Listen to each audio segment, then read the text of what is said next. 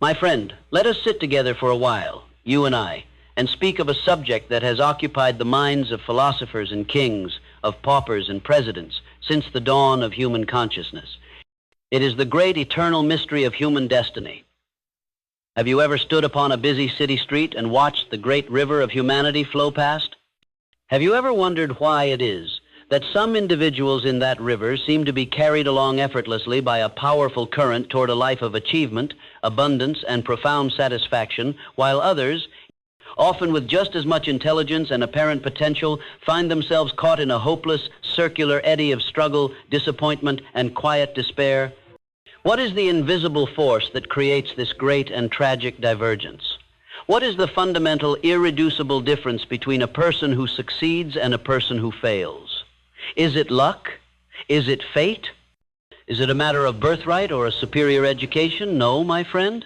After a lifetime spent in the study of more than 500 of this nation's most successful individuals, I can tell you with certainty that leaves no room for doubt that the difference lies not in the stars, but within ourselves. It resides in a realm over which you and every other soul have been granted absolute and sovereign control. The difference between success and failure is a difference in habits. It is a difference in mindset. It is a difference in the thoughts that a person chooses, day in and day out, to entertain in the sacred, silent workshop of their own mind. The mind of the person destined for failure. And I use the word destined not as a final verdict, but as the natural consequence of a chosen path operates according to a certain tragic and self-defeating pattern. It is a mind that has surrendered its own power. It views the world as a hostile and unpredictable place, a grand stage upon which it is merely a helpless actor, reciting lines written by the cruel hand of circumstance. The failure-conscious mind is in a constant state of reaction. It reacts to the headlines in the morning paper, to the gossip of neighbors, to the moods of a supervisor, to the state of the economy. It is a vessel without a rudder, tossed about by every external wind and wave. Its dominant thoughts are not of its own choosing. They are the second-hand thoughts of fear, doubt, and limitation that it absorbs from its environment. It is perpetually focused on what it wishes to avoid. It worries about losing a job, about not being able to pay the bills, about what others will think. By the eternal law of nature, that which we persistently fear and focus upon, we tend to attract. The mind, you see, is a powerful broadcasting station. The person who constantly broadcasts thoughts of fear and poverty will inevitably tune their life to the frequency of lack and disappointment. They then look at their meager results and say, "You see, I was right. The world is against me." But in truth, it was not the world that was against them. It was their own mind. Now, let us turn our attention to the mind of the successful person. Here we find a completely different set of operating principles. The success-conscious mind understands, either consciously or unconsciously, the most profound secret of all human power, that the outer world is but a mirror of the inner world. This mind does not see itself as a victim of circumstances. It sees itself as the creator of circumstances. It does not react to the world, it acts upon it. It is not a leaf in the wind, it is the wind itself. This mind has performed the first and most critical act of personal sovereignty. It has decided what it wants from life. The vast, overwhelming majority of people drift through their entire lives without ever once making a clear, definite decision about what they truly desire. They have vague wishes, fleeting hopes, but they do not have a purpose. The successful person, in stark contrast, is always defined by the possession of a definite chief aim. They have a single, burning, all-consuming objective that dominates their thoughts and directs their actions. This purpose becomes their North Star, their internal compass. It gives them a reason to rise in the morning with energy and enthusiasm. It provides a standard against which they can measure every decision and every action. The question is no longer, what does the world want from me? The question becomes, does this action, does this thought, does this association move me closer to my definite purpose? Do you see the monumental difference this single shift creates? The person without a definite purpose is easily distracted. Their precious, finite mental energy is scattered in 1,000 different directions. They worry about trivialities, engage in pointless disputes, and consume themselves with the fleeting dramas of the day. But the person with a definite chief aim becomes a model of efficiency. Their mind, having been given a clear command, begins to filter out all that is irrelevant. It becomes a focused beam of energy, directed with precision toward a single target. All the forces of their being, their thoughts, their plans, their actions are aligned and moving in one harmonious direction. Such a person becomes a force of nature. Others who are also drifting are naturally drawn to the person who knows where they are going. Opportunities that were once invisible suddenly appear. The very universe seems to conspire to help the person who has made up their mind. Is this magic number? It is the immutable law that like attracts like. A mind focused on a definite positive purpose will naturally attract the elements necessary for its fulfillment, just as a garden planted with corn will yield corn and not thistles. The first great difference, then, between the successful person and the failure is this. One is a drifter, and the other has a destination. One has a wish, the other has a will. So I ask you, my friend, have you made this first crucial decision? Have you taken a piece of paper and written down in a clear and concise statement the one great purpose of your life? If you have not, then your journey to success has not yet even begun. This definite purpose, however, is merely a cold and lifeless seed until it is planted in the fertile soil of unshakable faith. This is the second great dividing line between the successful and the unsuccessful. The mind of the failure is a dwelling place for doubt. It is constantly questioning its own ability. It seeks external proof before it is willing to believe in an internal possibility. It says, "Show me that it can be done, and then I will try."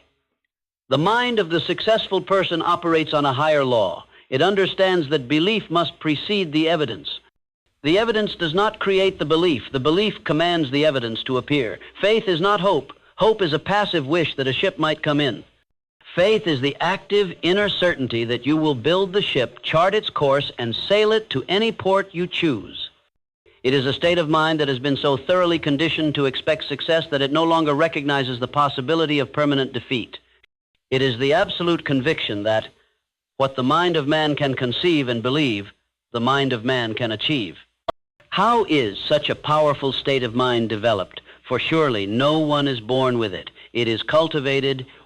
It is a form of self-discipline, a mental habit built through the deliberate and persistent application of autosuggestion. The successful person becomes the absolute master of the thoughts that enter their own mind. They understand that their subconscious mind is a faithful and tireless servant, but one that does not engage in moral or logical debate.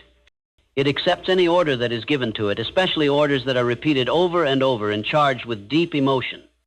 The failure allows their subconscious to be programmed by the random, often negative suggestions of their environment. They absorb the fears of their friends, the limitations of their family, the pessimistic headlines of the news. Their inner world becomes a reflection of the outer world's chaos. The successful person, on the other hand, seizes control of this process. They become the programmer. Through a daily ritual of reading their definite chief aim aloud and visualizing its successful attainment with all the feeling they can muster, they are systematically feeding their subconscious mind with a new and powerful set of instructions. They are planting seeds of courage, of confidence, of abundance. This practice is the head chemist of the mind. When you blend the thought of your purpose with the emotion of faith, you create an energetic vibration that the subconscious mind instantly accepts. It begins to translate this new blueprint into its physical equivalent. This is not some far-fetched theory. It is a profound psychological and spiritual law. Your self-image is the governor of your achievement. The person who sees themselves as unworthy and incapable will subconsciously sabotage any opportunity for success to ensure that their outer reality matches their inner belief. But the person who, through persistent autosuggestion, builds an unshakable inner image of themselves as confident, capable, and destined for success, will find their subconscious mind guiding them with an unseen hand toward the very opportunities and actions that will make that image a reality. They will find the right words to say in a critical meeting. They will have a hunch to make a certain phone call. They will radiate an aura of self-assurance that inspires trust in others. The second great difference, therefore, is this. The failure's belief is a product of his circumstances. The successful person's circumstances are a product of their belief. This inner state of faith naturally leads to the third great distinction, the relationship with what the world calls failure. The person with a failure consciousness lives in mortal terror of making a mistake. They view any setback, any temporary defeat, as a final verdict on their worth. A closed door is a sign that they are on the wrong path and should give up. The experience of failure is deeply personal, a source of shame and a confirmation of their deepest insecurities. For them, every stumble is a reason to retreat. Now, consider the radically different perspective of the success-conscious individual. Because their faith is in their ultimate purpose and not in any single plan, they understand a profound truth that shields them from despair. They know that every adversity carries with it the seed of an equivalent or greater benefit. They do not see failure. They see feedback. They see valuable lessons. They see an opportunity to grow stronger, wiser, and more resilient. A temporary defeat is not a command to quit. It is a command to think, to analyze, to learn, and to create a new, better plan. Let me tell you about a man named R.U. Darby, whose uncle caught the gold fever and went west to dig his fortune. After weeks of labor, they struck a shining ore. They covered up the mine and went back home to raise money for machinery. The first car of ore was shipped to a smelter, and the returns proved they had one of the richest mines in Colorado. Down went the drills. Up went their hopes. Then something happened. The vein of gold ore disappeared. They had come to the end of the rainbow, and the pot of gold was no longer there. They drilled on, desperately trying to pick up the vein again, to no avail. Finally, they decided to quit. They sold the machinery to a junk man for a few $100s and took the train back home. The junk man, however, was a man of a different mental caliber. He called in a mining engineer to look at the mine and do a little calculating. The engineer advised that the project had failed because the owners were not familiar with fault lines. His calculations showed that the vein would be found just 3 feet from where the Darbys had stopped drilling. And that is exactly where it was found. The junk man took millions of dollars in ore from the mine because he had the wisdom to seek expert counsel before giving up. He had the success consciousness to see past a temporary defeat. The third great difference is this: the failure is stopped by defeat. The successful person is educated by it. They transform their stumbling blocks into stepping stones. This leads us to the fourth dividing line, the habit of organized planning and prompt decision. The failure-conscious mind is a master of procrastination. It is an endless factory of excuses. It is always waiting for the right time. It says, I will start on my goal as soon as I have more money, or as soon as the children are grown, or as soon as I feel more confident. These are all lies born of indecision, and indecision is a child of fear. The person who is unable to reach a definite decision and stand by it is forever a drifter. They are swayed by the opinions of everyone they meet. Their plans, if they have any at all, are as fragile as a spider's web, torn apart by the first breath of criticism. Their life is a story of almosts and somedays. Now observe the successful person. They have the habit of reaching decisions promptly. And once a decision is made, they have the habit of changing it slowly, if ever. This does not mean they are stubborn or close-minded. On the contrary, they gather facts and counsel from their mastermind alliance before making a major decision. But once the decision is made, based on the best information available, they move forward with absolute resolve. They know that a flawed plan put into vigorous action is infinitely better than a perfect plan that remains a mere theory. The successful individual knows that plans are meant to be tested, to fail, to be improved. They create an initial plan as best they can, and they begin to act upon it immediately. They start where they stand, with whatever tools they have at their command, and they know that better tools will be found as they go along. This willingness to act in the face of uncertainty is a hallmark of the success-conscious mind. The failure waits for the path to be completely clear and safe. The successful person knows that the path is cleared by the very act of walking it. They create their first plan and they decide to follow it. This firm decision acts like a guillotine, severing them from the 1,001 doubts and fears that paralyze the indecisive. This single act of making a definite decision unleashes immense personal power. It aligns all your inner forces in a single direction. The fourth great difference is this: the failure is a slave to indecision. The successful person is the master of it. From this mastery of decision flows the fifth and perhaps most observable difference between these two types of individuals: the quality of persistence. All the purpose, faith, and plans in the world are utterly worthless without the iron-willed determination to see them through. Persistence is nothing more than willpower in action, and it is the one quality that more than any other guarantees success. The vast majority of people are quitters. They are enthusiastic at the start of an undertaking, but at the first sign of opposition or misfortune, their resolve melts like snow in the summer sun. Their desire is not strong enough to withstand the friction of reality. The person destined for failure has a low quitting point. A few setbacks, a little criticism, a period of hard work without immediate reward, and they throw their aims and purposes overboard. Now consider the successful person.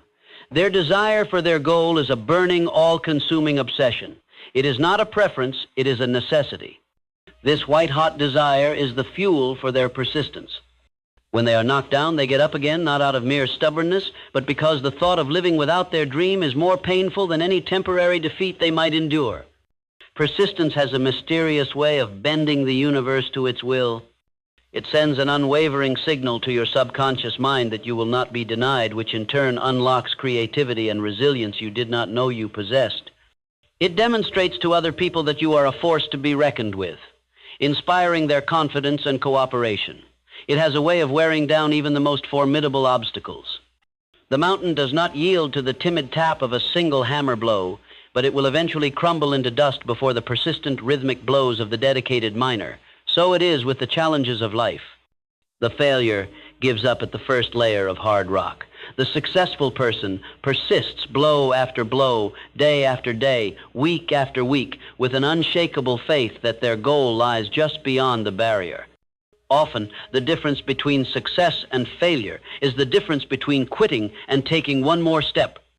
Most great successes are a story of a razor's edge victory, where the winner was the one who held on for just a moment longer than their competitor.